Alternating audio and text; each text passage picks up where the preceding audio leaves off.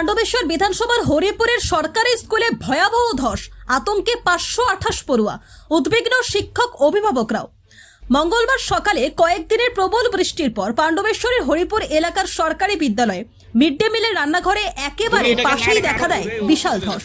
অভিযোগ 2023 সালে এই স্কুল চত্বরে ধস নেমেছিল। তখন ইসিএলের পক্ষ থেকে স্কুলটিকে অন্যত্র পুনর্বাসনের আশ্বাস দেওয়া হলেও বছর পেরিয়ে গেলেও সেই প্রতিশ্রুতি বাস্তবায়িত হয়নি। এবার নতুন করে ধস নামায় প্রশ্ন উঠছে, আর কত বড় বিপদ ঘটলে নড়বে প্রশাসন ও ইসিএল? 528 পড়ুয়া নিরাপত্তার কথা মাথায় রেখে দ্রুত স্কুলটিকে নিরাপদ জায়গায় সরানোর দাবি স্থানীয়দের। দেখুন বিস্তারিত। तो सिविल डिपार्टमेंट से आपको माइनिंग डिपार्टमेंट का लोग बता पाएगा या जो भी मैनेजमेंट का लोग है वो बोल पाएगा। हम लोग को बस अभी बोला गया प्रिपरेटरी जो सेफ्टी के लिए है वो हम लोग अभी कर रहे हैं। প্রসঙ্গত 2023 সালে আমাদের প্রথম ধসটা হয়। মিড ডে মিলের রান্না যেখানে ছেলেরা খায় সেই সেখানে ধসটা নেমেছিল এবং তখন প্রায় 150 ফুট মতো ছিল এবং জলও ছিল অনেক। হ্যাঁ, আপনারা জানেন হয়তো। এবং এই নিয়ে তখন ইসিএল এসে বলেছিল যে প্যাকিং করলো, প্রায় 150 ট্রাক্টর ছাই সব দিয়ে প্যাকিং হয়েছিল, ফেন্সিং করে দিয়েছিল। তারপরে গ্রামের লোকে সমস্ত কমিটি দিয়ে এলে এই সবাইকে নিয়ে সিদ্ধান্ত হলো যে আমাদের স্কুলটা একটা ওই আপনার পুরনো ওই ইসিএলের জায়গা প্যাকিং করা ছিল, ওখানে বিল্ডিংটা করে দেওয়া হোক। আমরা তাহলে 1 বছরের মধ্যে করে দিই। আমরা তাহলে এখন টেম্পোরারি কত সিট করে নিচ্ছি। কত ছাত্রছাত্রী আছে? আমার কত বয়স ছিল এখনো মানে 143 5 to 8 এটা এমএসকে তো এটা 5 to 8 এখানে হয়। তো আপনার কথা হয়েছিল নিয়ে ওরা এস্টিমেট দেওয়া হলো, সব কিছু করলো, ওরা প্ল্যান ট্যান করে রেডি করে ওই ইঞ্জিনিয়ার এসছে, বলছে আমরা প্ল্যান জমা করে দিয়েছি, কিন্তু তারপরে কোনো কারণে ওরা চাপা পড়ে যায়। পরে আমাকে বরংবার চাপ দিচ্ছে ওরা, আপনার খাসকেন্দ্রে শিফট করুন।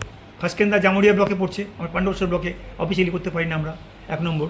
2 নম্বর, আমার এখানে ছেলেরা লোকাল গরিব ছেলে মেয়ে, তারা মেন রোড ক্রস করে যেতে ভয় পাচ্ছে, তাদের পয়সা দিয়ে খরচা করে যাওয়ার ক্ষমতা নেই।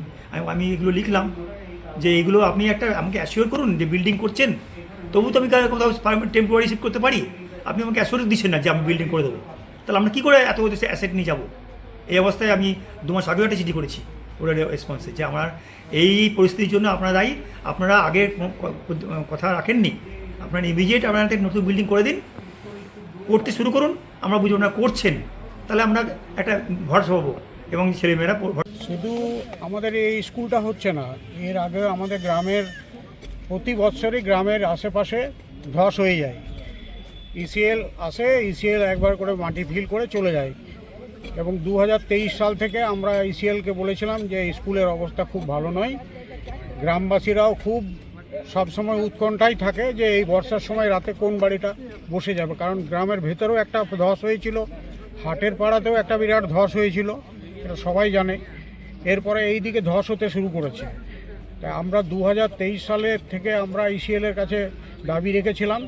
সেই সময় ইসিএলের কেন্দ্র এরিয়া জেনারেল ম্যানেজার এজেন্ট ছোড়াও সিপি ওনারা আমাদেরকে বলেছিলেন আমাদের নোটশিট সাকতুরিয়া চলে গেছে, আমরা 6 মাসের মধ্যে আপনাদের এই স্কুল বিল্ডিংটা ওই রোড সাইডে যেখানে আপনার অ্যাবান্ডেন্ট হিন্দি হাই স্কুলটা ছিল সেই স্কুলটা ভেঙে ওইখানে আমরা নতুন বিল্ডিং বানিয়ে দেবো। আমাদেরকে এইভাবে বারবার প্রতিশ্রুতি দেয়। এরপর আমরা জিএম অফিসে মিটিং করেছিলাম, বিডিও অফিসে মিটিং করেছিলাম। সেই সময় পুরাতন সরকার ছিল, কিন্তু এখনও পর্যন্ত আমরা ইসিএলের তরফ থেকে হোক বা পুরাতন সরকারের তরফ থেকে হোক স্থায়ী কোনো সমাধান পাইনি। এখন আমাদের এখানে নতুন সরকার এসছে, আমি নতুন সরকারকে আবেদন করব যাতে আমাদের এই গ্রামের যে সমস্যা, আমাদের টোটাল গ্রাম এখন ভয়াবহ অবস্থার মধ্যে আছে এবং এই গ্রামের সম্পূর্ণ পুনর্বাসনের ব্যবস্থা যদি করা হয়। আপনাদের কাছে কি ইসিএল এর আধিকারিকরা এখন এসছে? ইসিএল আধিকারিকরা মানে ইসিএল এর আমাদের কয়েকজন ইঞ্জিনিয়ার এসছে। এই যে ধসটা হয়েছে সেই ধসটা কিভাবে এখানে গার্ড করা যায়, হ্যাঁ, যাতে স্কুলের ছেলে বা কোনো লোক যেন পড়ে না যায় তার জন্যে। কিন্তু আমাদের এজেন্ট বা জিএম সাহেবের তরফ থেকে তারা ওখানে অফিসে বসেই কথা বলছে, তারা স্পটে আসেনি।